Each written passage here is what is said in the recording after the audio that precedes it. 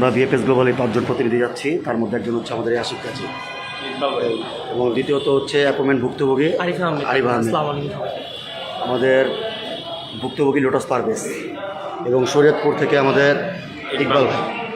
তো আমরা এই 5 জন ভিএফএস গ্লোবালে যাচ্ছি আমাদের দাবিগুলো উপস্থাপন করতে। তবে আমরা শুধুমাত্র দাবিগুলো উপস্থাপন করব, তারা কি রেজাল্ট দেয় এটা তাদের উপর। যদি রেজাল্ট সন্তোষজনক হয় তবে আমরা মাঠ ছাড়বো, নয়তো ইনশাল্লাহ কেউ মাঠ ছাড়বেন না।